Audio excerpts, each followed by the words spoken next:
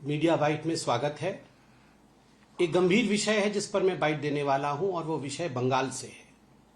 आप सभी ने सुना कि कुछ मिनटों पहले ममता बनर्जी जी ने बयान दिया है कि वह हारी नहीं है और वह इस कारण से इस्तीफा अर्थात रेजिग्नेशन नहीं देंगी, वो मुख्यमंत्री बनी रहेंगी। यह हास्यास्पद भी है और चिंताजनक भी है। यह चिंताजनक इसलिए है कि भारतवर्ष के लोकतंत्र में इस प्रकार की सुंदरता है। The democracy of India is known for the beauty कि जब सत्ता का हस्तांतरण होता है उस समय आजादी से लेकर अभी तक इस प्रकार की परिस्थिति कभी नहीं बनाई जाती है कि दो पार्टी आपस में उलझ जाए। बहुत ही सलीके से, सम्मान के साथ जो मुख्यमंत्री या प्रधानमंत्री की हार होती है, जिस पार्टी की हार होती है, वो इस्तीफा देते हैं और ये सत्ता का हस्तांतरण बहुत ही शांति प्रिय तरीके से भारतवर्ष में होता आया है। विगत 75 वर्षों में, in the last 75 years, India is known for this phenomenal democratic effect of its in the whole world. पूरे संसार में भारत अपने इस लोकतांत्रिक संवैधानिक प्रक्रिया के लिए जानी जाती है। मगर आज ममता बनर्जी जी ने जो कहा है और जो किया है, मुझे दुख के साथ कहना पड़ रहा है, यह जो परंपरा भारतवर्ष की थी उसके ऊपर एक आघात है। यह भारतीय जनता पार्टी के ऊपर आघात नहीं है, यह आघात लोकतंत्र पर है। यह आघात भारत के कॉन्स्टिट्यूशन अर्थात बाबा साहेब अंबेडकर के संविधान के ऊपर है। आप चिंता करिए, कोई अकेला इलेक्शन बंगाल में नहीं हुआ था। 5 राज्य चुनाव में गए थे। बंगाल भी चुनाव में गया था, असम भी चुनाव में गया था, तमिलनाडु भी चुनाव में गई थी, केरल भी चुनाव में गया था, पुडुचेरी भी चुनाव में गई थी। हमने कल देखा पिनरई विजयन, शांति से उन्होंने जब परिणाम देखा, उन्होंने आराम से जाकर अपना इस्तीफा सौंपा। आज हमने देखा स्टालिन जो सीएम हैं तमिलनाडु के जो थे, आज उन्होंने जाके लोक भवन में, गवर्नर्स हाउस में अपना रेजिग्नेशन सौंपा। मगर ममता बनर्जी है कि वो कह रही है कि हम हारे नहीं हैं और हम रेजिग्नेशन नहीं देंगे। This is the sense of entitlement and anarchy.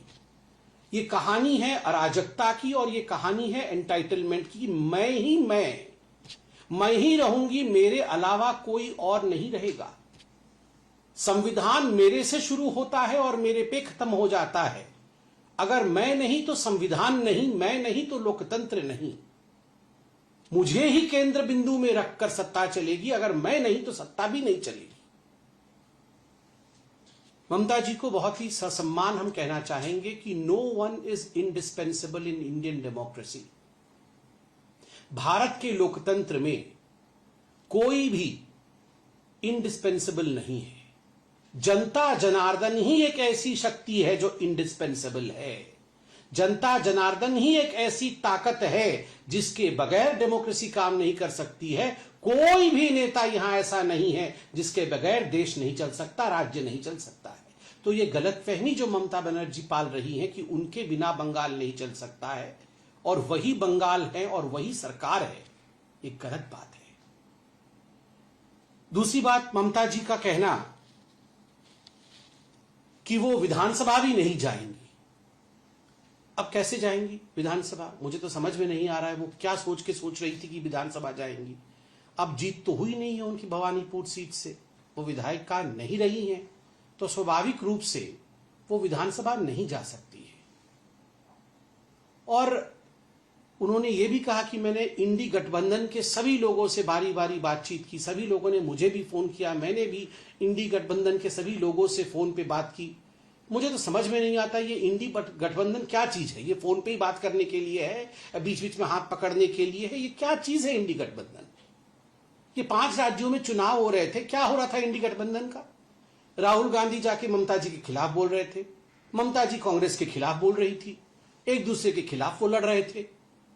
फिर काहे का इंडी गठबंधन?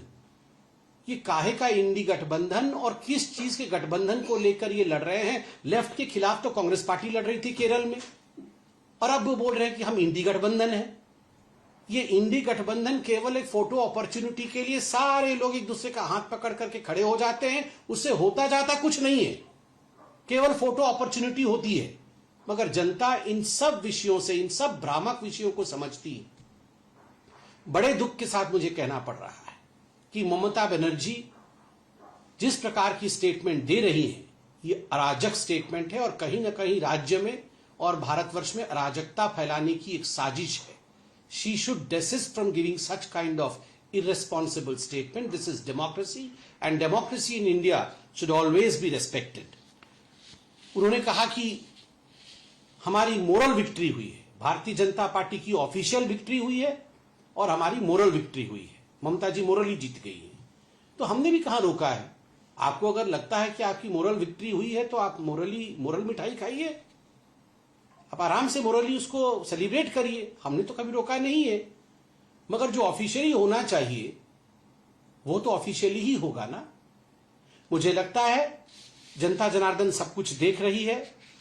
टीएमसी का सच, ममता जी के झूठ और भारत के लोकतंत्र की गरिमा, यह सब जनता जनार्दन के सामने है। जनता ने अभी जवाब दिया है, कल ही जनता के जवाब का नतीजे निकले हैं।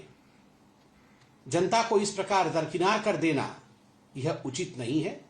ममता जी, मुझे लगता है बंगाल की जनता और बंगाल की जनता की भावनाओं का कदर करेंगी। धन्यवाद। आसाम की यदि हम बात करें तो आसाम में कांग्रेस पार्टी के जितने विधायक जीते, सिर्फ एक को छोड़कर बाकी सारे के सारे मुस्लिम एमएलए हैं। इसको किस तरीके से देखते हैं आप? देखिए, उनके पार्टी का विषय है। उन्होंने जिसको टिकट दिया और तुष्टीकरण की राजनीति के कारण किसकी जीत होती है, ये उनके पार्टी का विषय है, वो बताएंगे।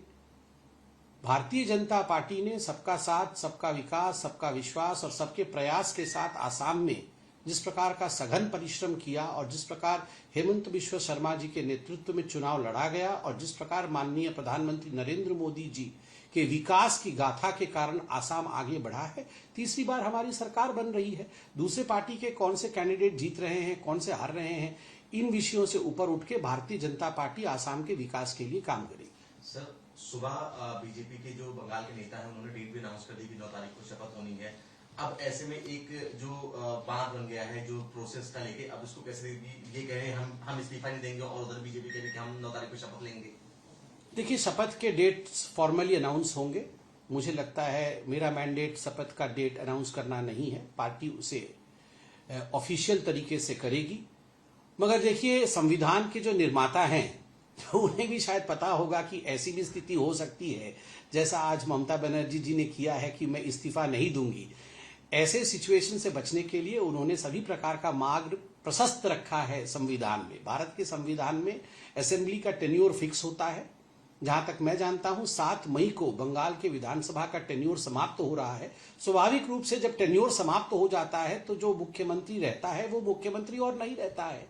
गवर्नर के पास चुनाव आयोग से नई सूची आती है विधायकों की, कौन से पार्टी के कितने विधायक जीत के आए हैं, और जिसके पास संबल होता है अर्थात जिसके पास संख्या होती है, गवर्नर राज्यपाल महोदय उस पार्टी के लीडर को जो विधानमंडल द्वारा चयनित किया जाता है, चिन्हित किया जाता है, उनको बुलाया जाता है सरकार बनाने के लिए। ये सारी प्रक्रियाएं भारत के संविधान में स्पष्ट रूप से लिखी हुई हैं, स्पष्ट रूप से उद्धृत है और भारत संविधान के हिसाब से चलेगा। किसी के प्रेस बाइट या किसी के कुछ कहने पर नहीं चलेगा, संविधान के हिसाब से चलेगा। देखिए, पूरे विश्व में जितने भी तानाशाह रहे, जितने भी डिक्टेटर रहे, उनका इसी प्रकार का रवैया रहा है। उन्होंने कभी हार नहीं स्वीकार की। तानाशाह कभी हार नहीं स्वीकार करते हैं। वो कभी भी शांति प्रिय तरीके से पावर का हस्तांतरण हो जाए वह नहीं होने देते हैं। This is a typical dictatorial attitude. ये जो एटीट्यूड आज हम ममता जी का देख रहे हैं, ये एक टिपिकल तानाशाही मानसिकता है और मुझे लगता है बंगाल की जनता इसे जानती है, तभी इतना बड़ा बदलाव हुआ है। एक और सवाल है समीर जी, जब से चुनाव परिणाम आए हैं उसके बाद में पूरे बंगाल में छुटपुट हिंसा की खबरें देखने को मिल रही हैं। हालांकि बीजेपी के कई कार्यकर्ताओं ने टीएमसी के कार्यालयों पर या टीएमसी के कर्मचारियों के साथ में झगड़ा भी किया। इसको पूरे सिनेरियो किस तरीके से? देखिए, कल माननीय प्रधानमंत्री जी ने बड़े स्पष्ट रूप से अपने भाषण में देश को संबोधित किया और दो विषय उन्होंने स्पष्टता के साथ रखा है कि इस बार पहली बार बंगाल में ऐसा चुनाव हुआ जिसमें जान माल की हानि नहीं हुई। उन्होंने धन्यवाद भी दिया, अभिनंदन किया चुनाव आयोग का, धन्यवाद दिया बंगाल की जनता का कि इस प्रकार शांतिप्रिय तरीके से चुनाव हुए। अगर हिंसा की कोई घटना हो रही है तो उसके लिए सीएपीएफ वहां तैनात है। किसी भी कीमत पर हिंसा को नहीं सहा जाएगा। और प्रधानमंत्री जी ने भी एक आह्वान किया था सभी पॉलिटिकल पार्टीज के कार्यकर्ताओं को, जिसे सभी को गंभीरता से लेने की आवश्यकता है। उन्होंने कहा था, आइए हिंसा छोड़कर हम सब एक ही मार्ग पर चले और वो मार्ग विकास का मार्ग होगा। वह मार्ग होगा बंगाल को कैसे सोनार बंगाल बनाया जाए, सोने का बंगाल बनाया जाए। उसी मार्ग पे हम सबको चलना है।